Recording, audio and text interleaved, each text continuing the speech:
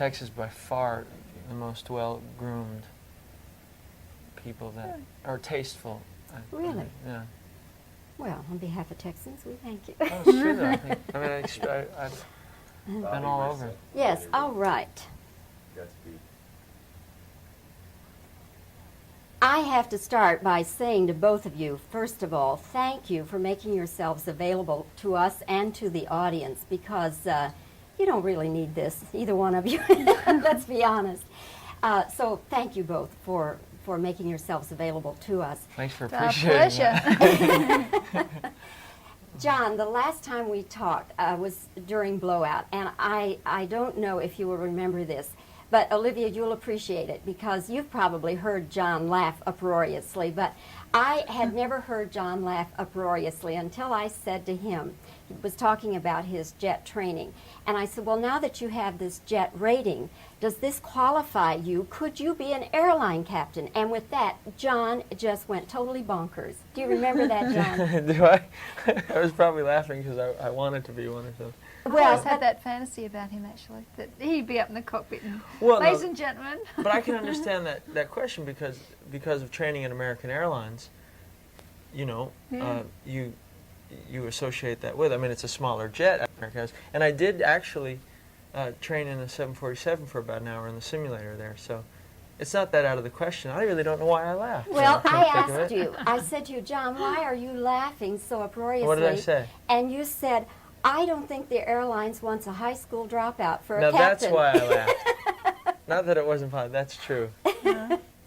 Anyway, we're here now to talk with both of you about Two of a Kind, your new film that's coming out. A non-musical. And since you're such a musical person, Olivia, and John too, but I'll start with you, why did you want to do a non-musical? Actually, we would have been open to do a musical had it been the right script, but we wanted to work together and have done for the last 5 or 6 years, 6 now, isn't it, since Greece. And about 3 projects we discussed. One of them was a musical and 2 weren't, and this was the next script that seemed to suit what we were looking for, which was a light entertainment movie, a comedy. And the fact that it didn't have music, we seemed to feel wasn't the important thing. The important thing was that we worked together and that we work well together, whether it's musically or not. Well, we'll know in a couple of weeks. John, what has somebody else made those scripts that you all turned down, or somebody else? Well, one was a remake of Stairway to Heaven, which was, you know, a good idea, but it didn't seem like a good enough script at the time. The other was this Neil Simon's Playing Our Song, which didn't quite appeal to us at the time. And then there's one I developed personally, which didn't pan out. And then there was a 4th, and I forget what it was. But there were about four legitimate offers that could have been dealt with. And this just seemed like it had all the right things. Like, for instance, the first half of the film we play against our qualities as good people. And it's half fantasy, half reality. And it seemed as entertaining as a musical. And, of course, as a soundtrack, that is very good and also a big hit right now. So it's just got that same kind of entertainment value that I think is so good for us to do. You know, Of the soundtrack songs, Olivia, which one do you think could be the biggest hit? Well, we got 3 of them right now. Yeah, we got 3 hits off the one album already. Already on the charts? One of them is Twist of Fate, which is my record, which is number 9 from yesterday. And we did Duet Together, that is number 11. 11 or 12 on the adult contemporary charts. Which will be 9 next week. Yeah. And then there's a foreigner track on the album that's being played. It's like the number 11 Journey. most played. Journey, sorry. Excuse me. Scrub that. That's been played a lot, and the album's getting incredible airplay. As for which one, I really don't know. We have a lot of Because choices. right now 3 of them are headed for top 10. So, and the exciting thing is that one song Olivia wrote, the one that we did, half Olivia, half David Foster. So that was, I mean, it's my first hit record that I've had anything to do with the writing of, so that's exciting. But also on the album we have a Chicago track, which is a good song, and Stevie Kipner, Patty Austin, which Quincy Jones produced. So we've got some. It's the best soundtrack album ones. since Urban Cowboy, I think, of a film. You know. So for your fans, when we say non-musical, they should know that they're going to hear some music. Oh, sure. Yeah, snatches of music. Yeah. Yeah, I mean, that's what I think is and when you see it, you'll know what I mean. It's a very youth-oriented film, and it's very, Well, I look forward to Entertaining. seeing it. Okay, I'm going to play a little game with you folks. And it's just called Fill in the Blanks. Real easy, real Like easy. Playboy centerfolds. What's your favorite? All right. Turn-offs, turn-ons. Okay, Olivia, the best thing about being famous is? Oh, freedom. That's the first word I can think of. And the worst thing about being famous is? Lack of freedom.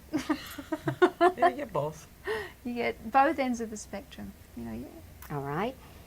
The biggest high of my career has been? Oh. You want to answer that one? You still on No, me? it's yours. Playmate Oh, centerfold. it's my question. bit. It's high. Oh, heck, I have them all the time. I keep getting new ones. I couldn't name one. All right. One particular one. The biggest low of my career, or the lowest moment of my career has been? Probably when I was in England, and I was in a group that they had big hopes for. And we made a movie and we made an album, and the movie opened and closed in about 3 days, and then about a week later they said it was all over, the group was finished. That was probably one of the most difficult times. Okay. John, let's have you fill in the blank. The biggest high of my career has been? The idea that there continues to be such highs. I mean, the idea that every year there's a new high from my career floors me. I mean, the idea that it's not, What's happening? it's been 8 years and every year something exciting happens to me. The lowest moment. The year that I was under contract bound to a studio and I couldn't get back to work. I felt so frustrated, like I was in jail or something. That was the lowest. I just felt, like, oh, I got it. And I ran off and did a play because I had to do something creative. That was my biggest low. Okay. My best performance to date has been? Oh, boy. Oh, boy. I have to answer it in 5 parts, okay? I'm sorry, but there's just no one answer to it. The one I had the most fun with and enjoyed was Urban Cowboy. As an artist, I enjoyed doing that. The one I enjoy watching the most is Staying Alive. The one I enjoy, where I thought had the most poignant work was Saturday Night Fever. And the one I was sort of so proud to do was Grease, because I had done the play of it, and I felt like it was a real accomplishment to get the movie. And in this movie, it was hooking back up with Olivia that was so much fun. So it's really 5 or 6 part question. I don't even think if I had to take one in a time capsule, I could do it. All Although I right. do get a lot of pleasure watching Staying Alive. I like that. My worst performance. Don't tell her. There's probably 1 or 2 cotters I could have picked out where I would have said, oh, goodness, because of the way they cut it, or I only had 1 or 2 lines the whole show, and I waited to say them, and when I said them, it just, probably somewhere in there. Oh, no, I have one. I did an off-Broadway show once where it was just one performance. I was awful, and I can't tell you the reasons why, and everyone agreed. It's so subjective. You can It's- see I it can now. see He's it, but twitching. and I had a big agent in the audience, and they were watching. It was a big news around town. Go see Travolta in this off-Broadway show. It was a Martin Duberman play, and I was just off that night, and it was horrendous. I'll tell you about it. What really happened one time. Were you, had you had, a little vino or something before you went on? Was A that little. why you were off? It comes out. No, we know, don't we, Olivia? He doesn't have to was wait. I mad? I thought I was brilliant too. That was the funny thing. There were like pauses trucks could go through, and all the time these pauses between lines came in, I was thinking, oh, this is stunning. This is the best performance anyone. It's really funny. Olivia, your turn, my dear. Yeah. My best performance. Heck. I'm gonna answer Oh, it for okay. you if you don't. Oh, what do This you think? movie is your best performance. Oh, thank you. Thank you. Would John. you have Great, said this one. that? No, well, it depends if you're talking about singing or acting. I would sing acting. It would. I think I You did two of did them. my best Shaking in You this. is your best singing performance, and that's in the soundtrack, and your best Yeah. acting performance. Yeah, actually, this movie has been like For her, it's growth been- for me, musically and acting-wise. But also I have one favourite moment in my career where I went back to Australia to sing for the Queen at the Sydney Opera House. And I sang Don't Cry For Me Argentina with like a 120-piece orchestra Oh, live. I didn't know that. You haven't seen that? I've got to show you. It's on Oh, tape. you gotta show me And I that. got such an incredible feeling from it that I was really moved because I was really singing about Australia. Well, the fact that it was called Argentina didn't matter, but it was just a great moment. It was in my hometown for the Queen with my wow. family and all. That was a high. That's pretty great. Olivia, do you know I'm getting chills just thinking about that? That was Truly. great. That's Well, lovely. the That is problem lovely. was when you tried to outdress her, didn't you wear a tiara? Yeah. Olivia, my worst performance.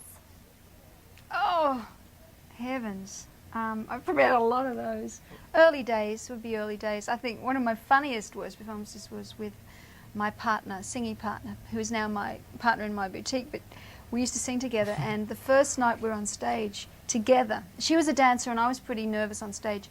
I stood completely still and she danced around me, and by the end of the second song, our microphone cords were completely twisted up and I could not move because she was like, hey, all around the place, and I was static. It was hysterical. It was probably one of the worst shows we've Probably ever one of the done. funniest. It was funny. That's funny. I'm sure there's worse, but I can't think right now.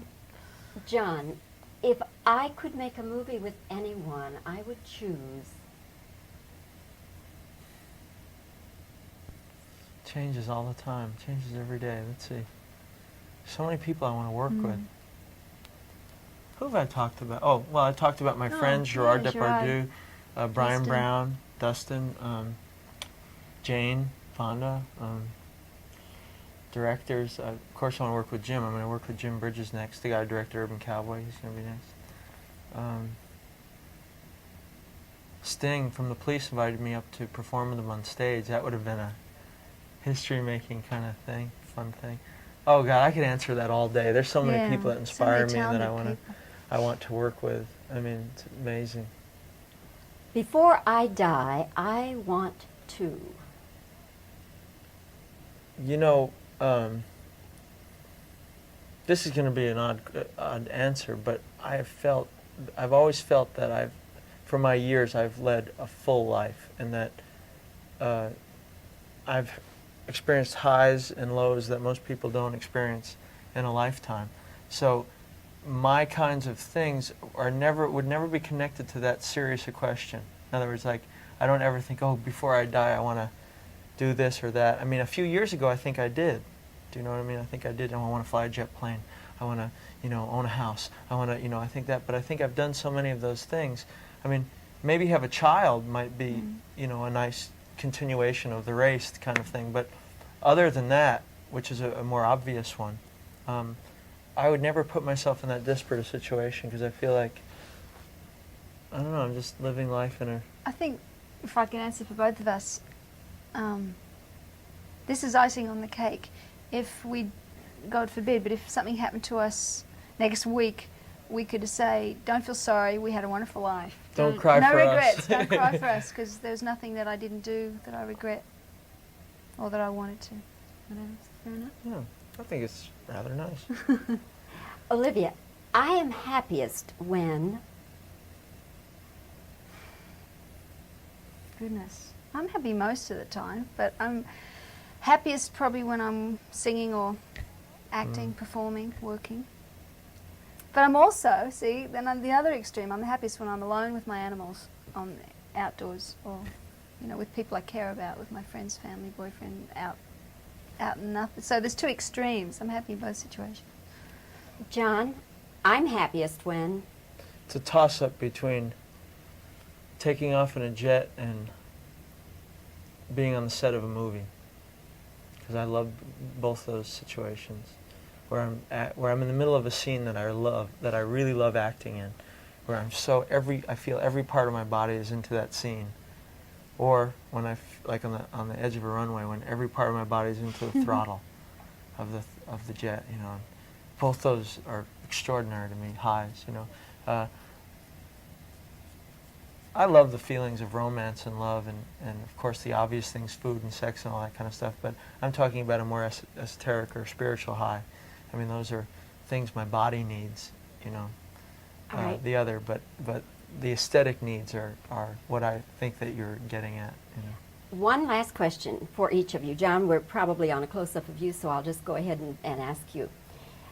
If you, the holidays, Christmas, if you could have any gift in the world, some tangible thing, you know, we all want peace and love and brotherhood, but some tangible thing, if you could have anything in the world and money were no object, what would you most like to have? Oh, really? Well, my latest kick has been, now I'm probably going too deep, but money's no object? Money's no object. And anything I can have? Oh, I'd put a lot of money into the space program, and I'd get us out in space and get us where we can go to other planets, and I'd make real nuclear, nuclear shelters on the Earth that are legitimate and not outdated like the ones 20 years ago. I'd put a lot of money into legitimate shelters that people on Earth could be in, and I'd put legitimate money into space programs, because that's where I think we have to go. Simultaneously, you know, discussing the lessening the nuclear arms, I think we have to think of the new frontier.